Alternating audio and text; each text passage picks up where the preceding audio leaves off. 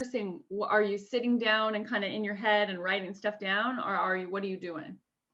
When I rehearse, I'm Yeah. usually in this room right here, and I'm Mhm. sitting down. Sitting down, Mhm. I have everything all opened up. I have my book here. I have the scene here on the floor. I have,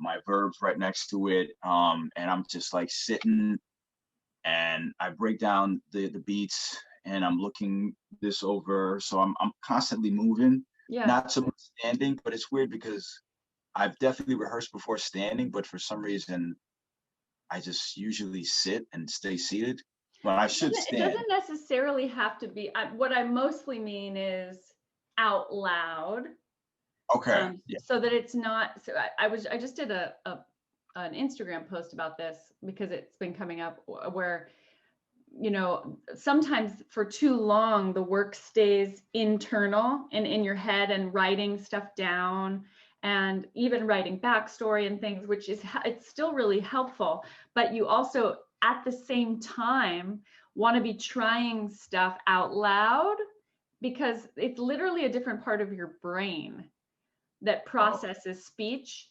that also processes writing, that helps you with those are two different parts of the brain.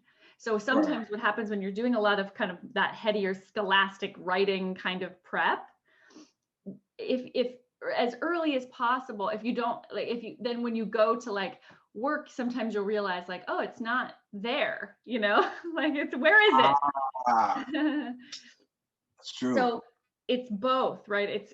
And that's part of why I'm excited for you to get to some of these other experiments that we've been doing, because a lot of it is about getting it in your body, and even going too big, like too big, but still connected to an impulse, a real impulse, so that you can see what it feels like in a really expanded form, using your body actually on your feet. And what happens if I'm really elbowing somebody with my verb, Yeah.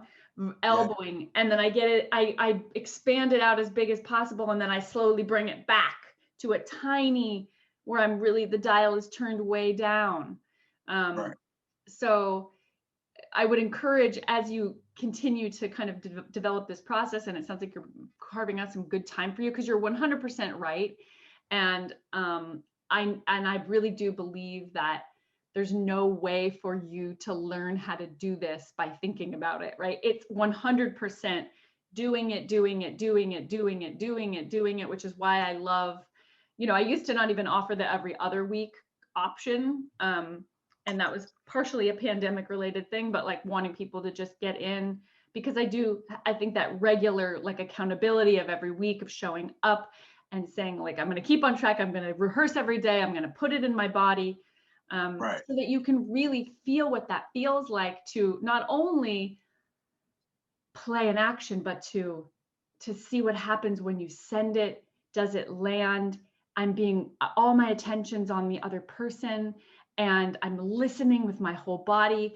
And I've also learned how to let go of all of that work. I've learned how to build a rich story about this person's life and all the circumstances, and then to free fall, let it go, and play, Right. and there's no way to do that without, like it sounds like, and you know this, without just doing it and doing it and Right. doing it and doing it and doing it and getting a ton of experience doing it.